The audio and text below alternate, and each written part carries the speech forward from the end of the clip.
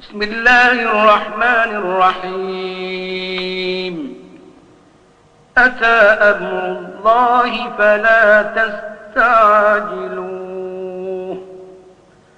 سبحانه وتعالى عما يشركون. ينزل الملائكة بالروح من أمره على من يشاء من عباده أن أنذروا أنه لا إله إلا أنا فاتقون. خلق السماوات والأرض بالحق تعالى عما يشركون. خلق الإنسان من نطفة فإذا هو خصيم مبين. والأنعام خلقها لكم فيها دفء ومنافع ومنها تأكلون ولكم فيها جمال حين تريحون وحين تسرحون. وتحمل أثقالكم إلى بلد لم تكونوا بالغيه إلا بشق الأنفس إن ربكم لرؤوف رحيم. والخيل والبغال والحمير لتركبوها وزينة ويخلق ما لا تعلمون. وعلى الله قصد السبيل ومنها جائر ولو شاء لهداكم أجمعين. هو الذي أنزل من السماء ماء لكم منه شراب ومنه شجر فيه تسيمون. ينبت لكم به الزرع والزيتون والنخيل والأعناب ومن كل الثمرات إن في ذلك لآية لقوم يتفكرون. وسخر لكم الليل والنهار والشمس والقمر والنجوم مسخرات بأمره إن في ذلك لآيات لقوم يعقلون. وما ذرأ لكم في الأرض مختلفا ألوانه إن في ذلك لآية لقوم يذكرون. وهو الذي سخر البحر لتأكلوا منه لحما طريا وتستخرجوا منه حلية تلبسونها وترى الفلك مواخر فيه ولتبتغوا من فضله ولعلكم تشكرون. وألقى في الأرض رواسي أن تميد بكم وأنهارا وسبلا لعلكم تهتدون. وعلامات وبالنجم هم يهتدون. أفمن يخلق كمن لا يخلق أفلا تذكرون. وإن تعدوا نعمة الله لا تحصوها إن الله لغفور رحيم والله يعلم ما تسرون وما تعلنون والذين يدعون من دون الله لا يخلقون شيئا وهم يخلقون أموات غير أحياء وما يشعرون أيان يبعثون إلهكم إله واحد فالذين لا يؤمنون بالآخرة قلوبهم منكرة وهم مستكبرون لا جرم أن الله يعلم ما يسرون وما يعلنون إنه لا يحب المستكبرين وإذا قيل لهم ماذا أنزل ربكم قالوا أساطير الأولين ليحملوا أوزارهم كاملة يوم القيامة ومن أوزار الذين يضلونهم بغير علم ألا ساء ما يزرون قد مكر الذين من قبلهم فأتى الله بنيانهم من القواعد فخر عليهم السقف من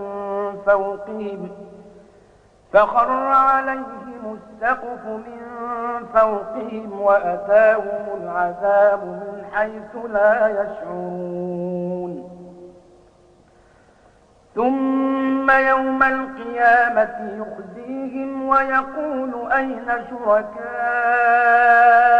الذين كنتم تشاقون فيهم قال الذين أوتوا العلم إن الخزي اليوم والسوء على الكافرين الذين تتوفاهم الملائكة ظالمي أنفسهم فألقوا السلم ما كنا نعمل من سوء بلى إن الله عليم بما كنتم تعملون فادخلوا أبواب جهنم خالدين فيها فلبئس مثوى المتكبرين وقيل للذين اتقوا ماذا أنزل ربكم قالوا خيرا للذين أحسنوا في هذه الدنيا حسنة ولدار الآخرة خير ولنعم دار المتقين جنات عدن يدخلونها تجري من تحتها الأنهار لهم فيها ما يشاءون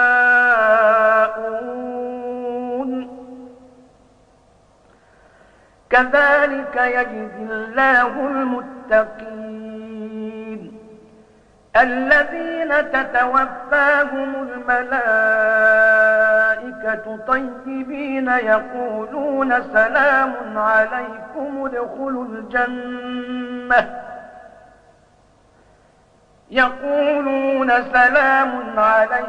ادخلوا الجنة بما كنتم تعملون هل ينظرون إلا أن تأتيهم الملائكة أو يأتي أمر ربك كذلك فعل الذين من قبلهم وما ظلمهم الله ولكن كانوا أنفسهم يظلمون فأصابهم سيئات ما عملوا وحاق بهم ما كانوا به يستهزئون وقال الذين أشركوا لو شاء الله ما عبدنا من دونه من شيء نحن ولا آباؤنا ولا حرمنا من دونه من شيء كذلك فعل الذين من قبلهم فهل على الرسل إلا البلاغ المبين ولقد بعثنا في كل أمة رسولا أن اعبدوا الله واجتنبوا الطاغوت فمنهم من هدى الله ومنهم من حقت عليه الضلالة فسيروا في الأرض فانظروا كيف كان عاقبة المكذبين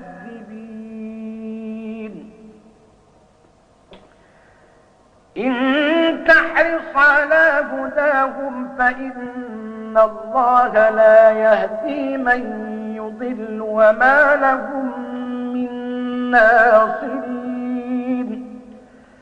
وأقسموا بالله جهد أيمانهم لا يبعث الله من يموت بلى وعدا عليه حقا ولكن أكثر الناس لا يعلمون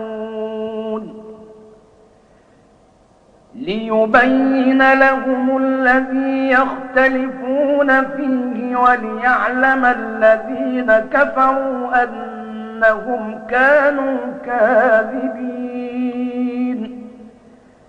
إنما قولنا لشيء إذا أردناه أن نقول له كن فيكون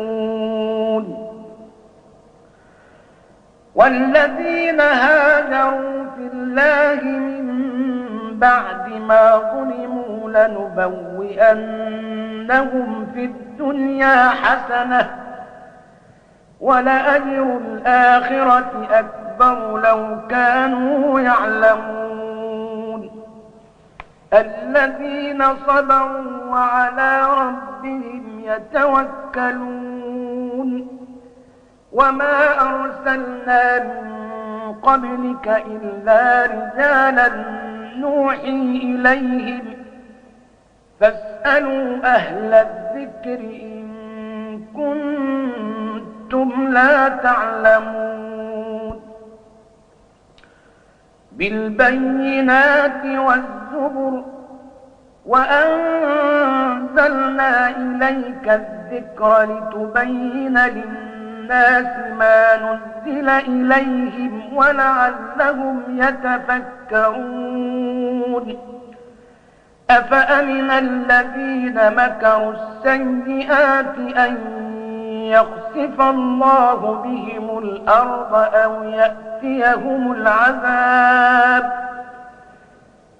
أو يأتيهم العذاب من حيث لا يشعرون أو يأخذهم في تقلبهم فما هم بمعجزين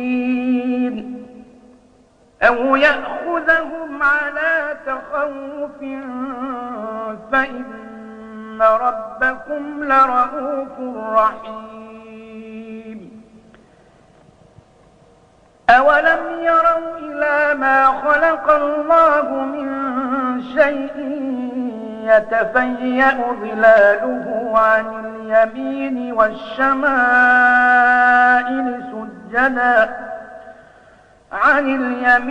والشمائل سجدا لله وهم داخرون ولله يسجد ما في السماوات وما في الأرض من دابة والملائكة وهم لا يستكبرون يخافون ربهم من فوقهم ويفعلون ما يؤمرون. وقال الله لا تتخذوا إلهين اثنين إنما هو إله واحد فإياي فارهبون. وله ما في السماوات والأرض وله الدين واصبا أفغير الله تتقون. وما بكم من نعمة فمن الله ثم إذا مسكم الضر فإليه تجأرون. ثم إذا كشف الضر عنكم إذا فريق منكم بربهم يشركون ليكفروا بما آتيناهم فتمتعوا فسوف تعلمون. ويجعلون لما لا يعلمون نصيبا مما رزقناهم تالله لتسألن عما كنتم تفترون. ويجعلون لله البنات سبحانه ولهم ما يشتهون. وإذا بشر أحدهم بالأنثى ظل وجهه مسودا وهو كظيم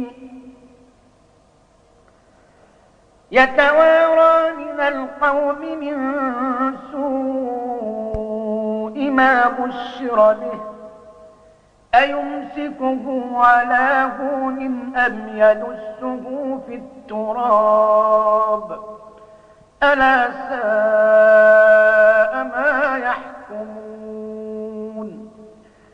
للذين لا يؤمنون بالآخرة مثل السوء ولله المثل الأعلى وهو العزيز الحكيم. ولو يؤاخذ الله الناس بظلمهم ما ترك عليها من دابة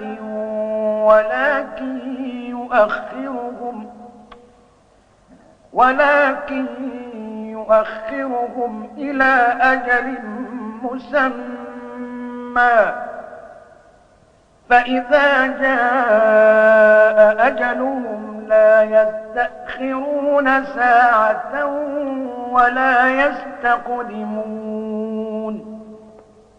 ويجعلون لله ما يكرهون وتصف ألسنتهم الكذب أن لهم الحسنى لا جرم أن لهم النار وأنهم مفرطون. تالله لقد أرسلنا إلى من قبلك فزين لهم الشيطان أعمالهم فهو وليهم اليوم ولهم عذاب أليم. وما أنزلنا عليك الكتاب إلا لتبين لهم الذي اختلفوا فيه وهدى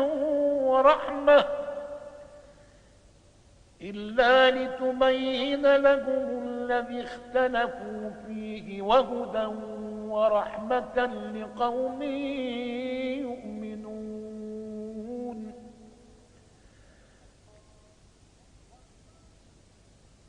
والله أنزل من السماء ماء فأحيا به الأرض بعد موتها إن في ذلك لآية لقوم يسمعون وإن لكم في الأنعام لعبرة نسقيكم مما في بطونه من بين فرث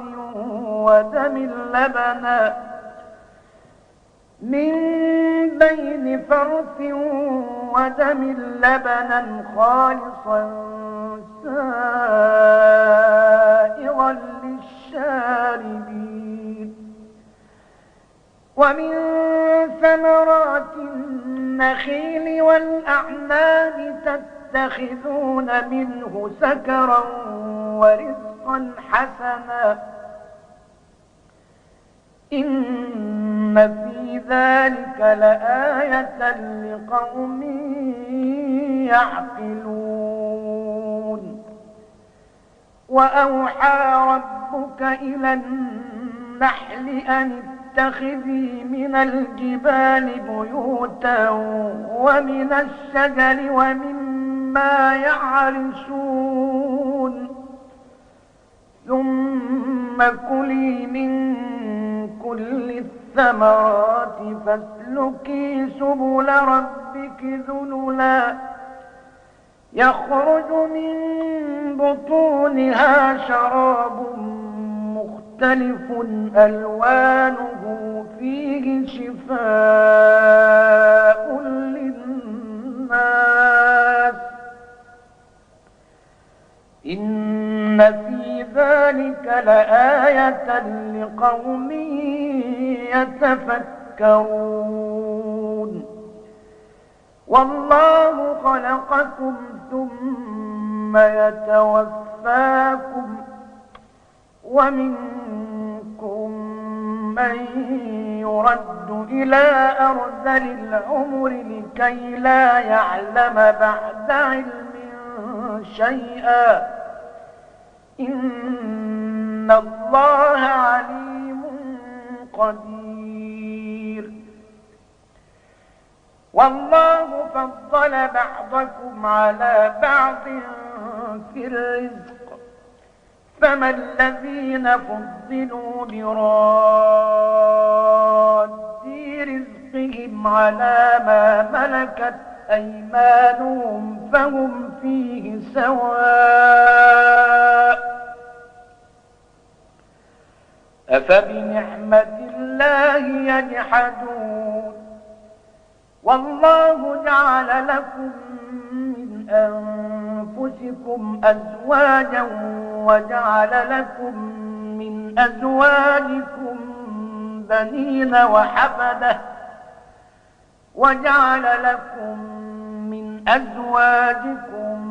بنين وحفدة ورزقكم من الطيبات أفبالباطل يؤمنون وبنعمة الله هم يكفرون ويعبدون من دون الله ما لا يملك لهم رزقا من السماوات والأرض شيئا ولا يستطيعون فلا تضربوا لله الأمثال إن الله يعلم وأنتم لا تعلمون ضرب الله مثلا عبدا مملوكا لا يقدر على شيء ومن رزقناه منا رزقا حسنا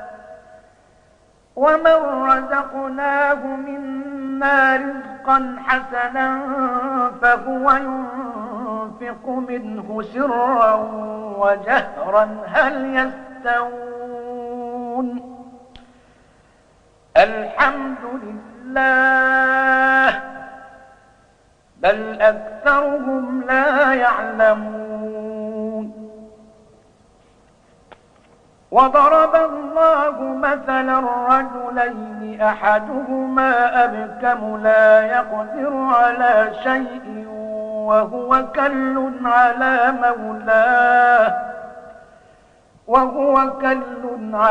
مولاه أينما يوجهه لا يأتي بخير هل يستوي هو ومن يأمر بالعدل وهو على صراط مستقيم. ولله غيب السماوات والأرض وما أمر الساعة إلا كلمح البصر أو هو أقرب إن الله على كل شيء قدير. والله أخرجكم من بطون أمهاتكم لا تعلمون شيئا وجعل لكم السمع والأبصار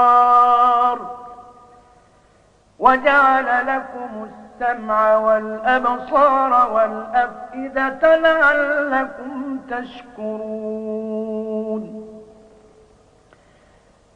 ألم يروا إلى الطير مسخرات في جو السماء ما يمسكهن إلا الله إن في ذلك لآيات لقوم يؤمنون. والله جعل لكم من بيوتكم سكنا وجعل لكم من جلود الأنعام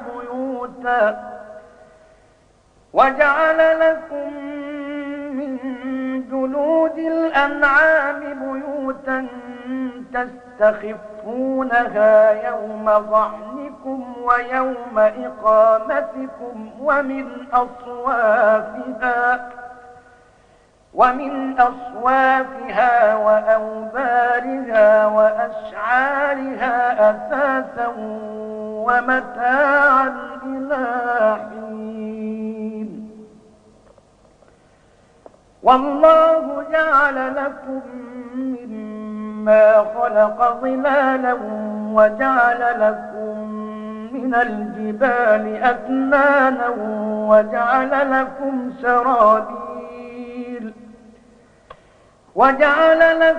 سرابيل تقيكم الحر وسرابيل تقيكم بأسكم كذلك يتم نعمته عليكم لعلكم تسلمون. فإن تولوا فإنما عليك البلاغ المبين.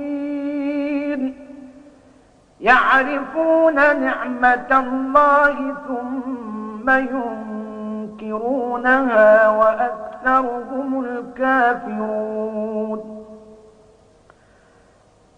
ويوم نبعث من كل أمة شهيدا ثم لا يؤذن للذين كفروا ولا هم يستعتبون. وإذا رأى الذين ظلموا العذاب فلا يخفف عنهم ولا هم ينظرون. وإذا رأى الذين أشركوا شركاءهم قالوا ربنا هؤلاء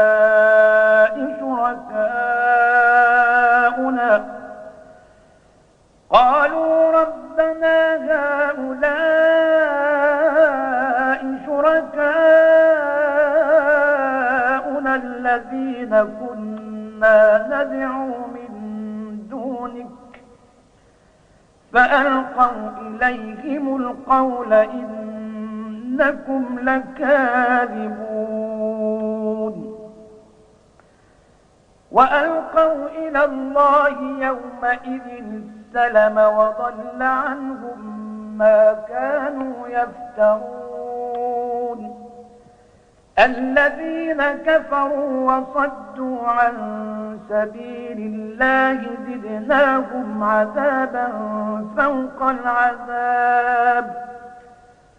زدناهم عذابا فوق العذاب بما كانوا يفسدون ويوم نبعث في كل أمة شهيدا عليهم من أنفسهم وجئنا بك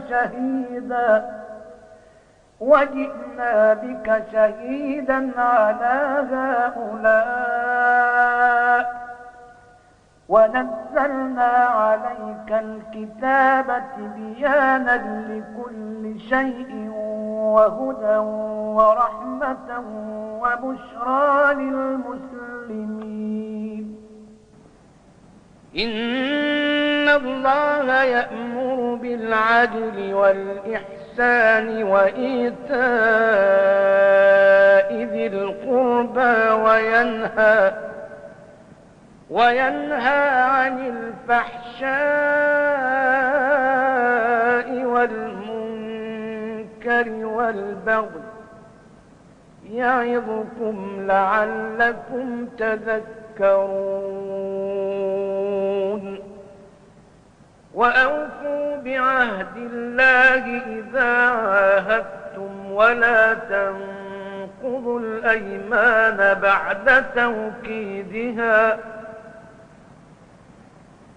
ولا تنقضوا الأيمان بعد توكيدها وقد جعلتم الله عليكم كفيلا إن الله يعلم ما تفعلون ولا تكونوا كالتي نقضت غزلها من بعد قوة أنكاثا تتخذون أيمانكم دخلا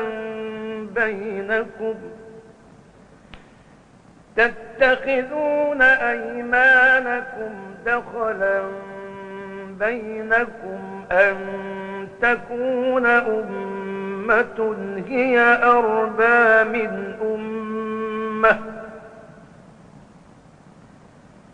إنما يبلوكم الله به وليبينن لكم يوم القيامة ما كنتم فيه تختلفون ولو شاء الله لجعلكم أمة واحدة ولكن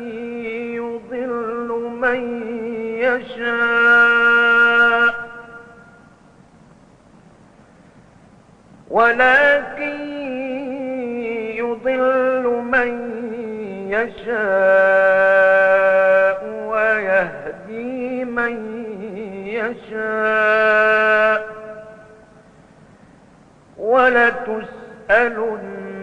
عما كنتم تعملون ولا تتخذوا أيمانكم دخلا بينكم فتزل قدم بعد ثبوتها وتذوقوا السوء بما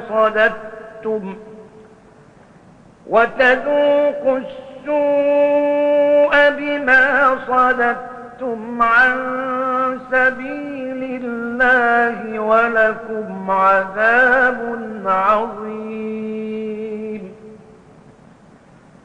ولا تشتروا بعهد الله ثمنا قليلا إنما عند الله هو خير لكم إن كنتم تعلمون. ما عندكم ينفذ وما عند الله باق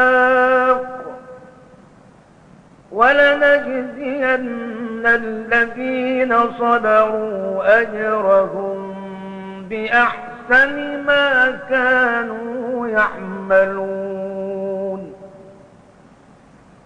من عمل صالحا من ذكر أو أنثى وهو مؤمن فلنحيينه حياة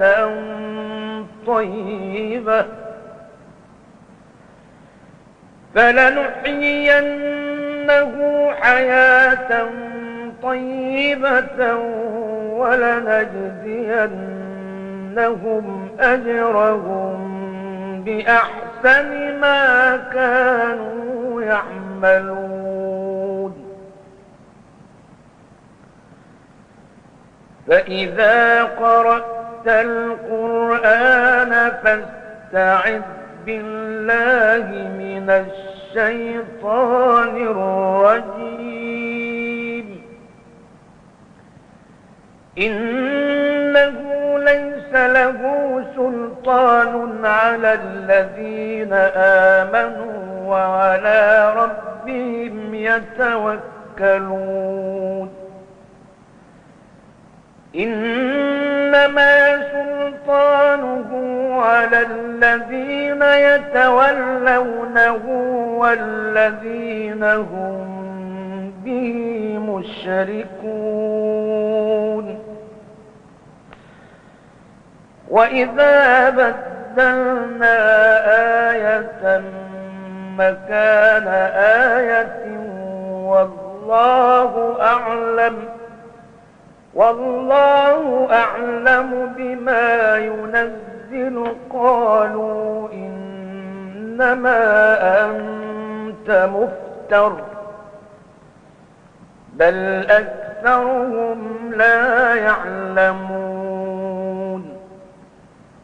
قل نزله روح القدس من ربك بالحق ليثبت الذين آمنوا وهدى وبشرى للمسلمين.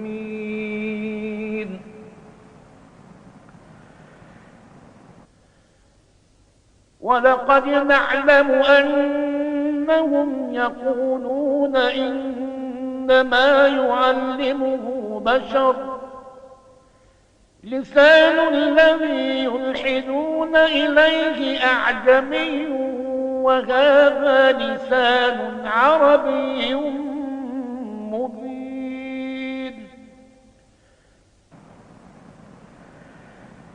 إن الذين لا يؤمنون بآيات الله لا يهديهم الله ولهم عذاب أليم. إنما يفتري الكذب الذين لا يؤمنون بآيات الله وأولئك هم الكاذبون. من كفر بالله من بعد إيمانه إلا من أكره وقلبه مطمئن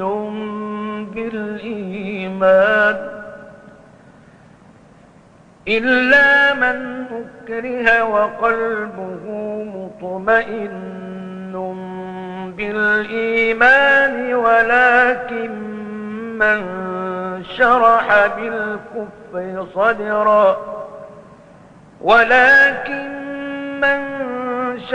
بالكفر صدرا فعليهم غضب من من الله ولهم عذاب عظيم.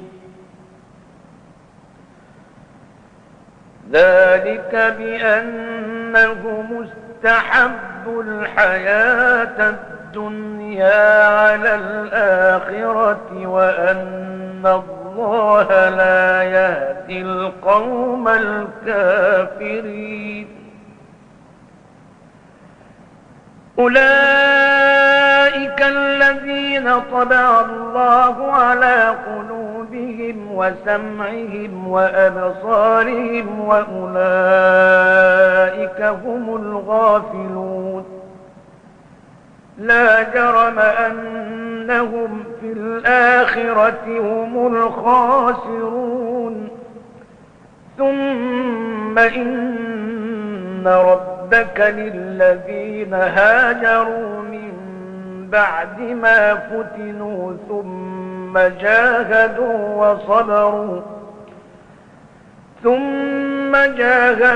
وصبروا إن ربك من بعدها لغفور رحيم.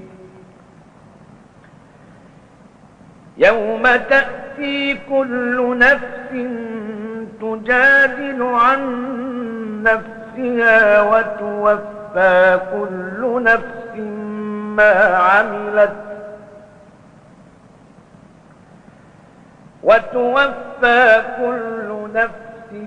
ما عملت وهم لا يظلمون. وضرب الله مثلا قرية كانت آمنة مطمئنة يأتيها رزقها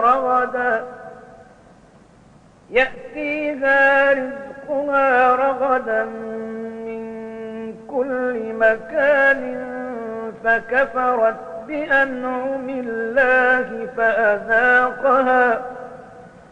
فأذاقها الله لباس الجوع والخوف بما كانوا يصنعون. ولقد جاءهم رسول منهم فكذبوه فأخذهم العذاب وهم ظالمون. فكلوا مما رزقكم الله حلالا طيبا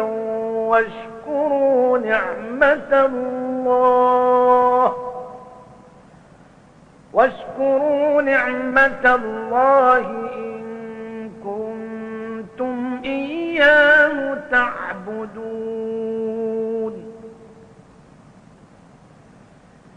إنما حرم عليكم الميتة والدم ولحم الخنزير وما أهل لغير الله به، فمن اضطر غير باغ ولا عاد فإن الله غفور رحيم.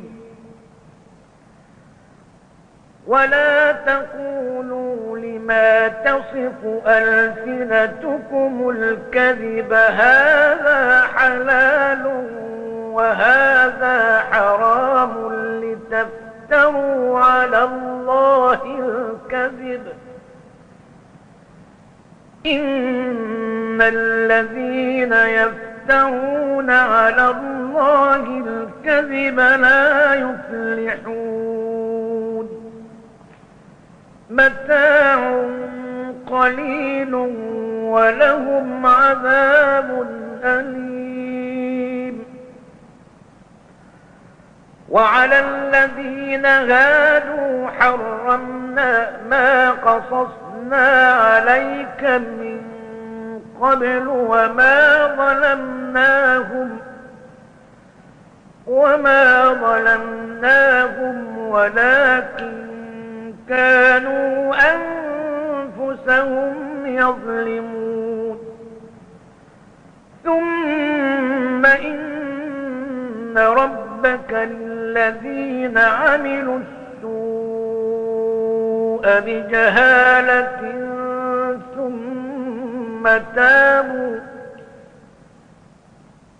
ثم تابوا من بعد ذلك وأصلحوا إن ربك من بعدها لغفور رحيم.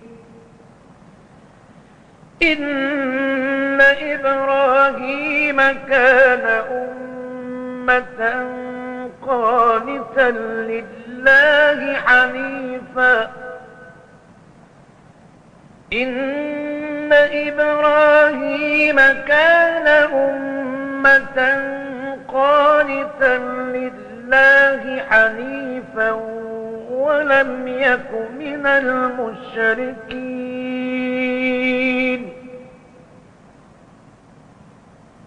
شاكرا لأنعمه اجتباه وهداه إلى صراط مستقيم وآتيناه في الدنيا حسنة وإنه في الآخرة لمن الصالحين. ثم أوحينا إليك أن اتبع ملة إبراهيم حنيفا وما كان من المشركين. إنما جعل السبت على الذين اختلفوا فيه وإن ربك ليحكم بينهم يوم القيامة فيما كانوا فيه يختلفون.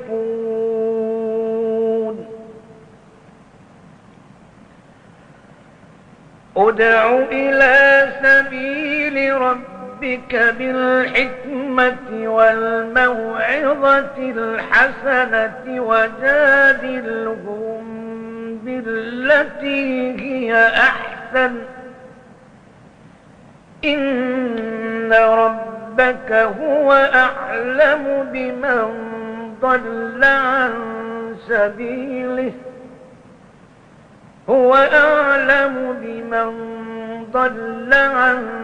سبيله وهو أعلم بالمهتدين.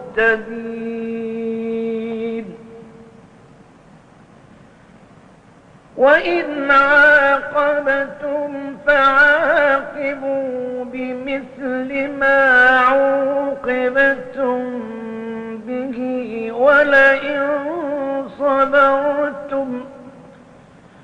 ولئن صبرتم لهو خير للصابرين. واصبر وما صبرك إلا بالله ولا تحزن عليهم ولا تك في ضيق مما يمكرون. إن الله مع الذين اتقوا إن الله مع الذين اتقوا والذين هم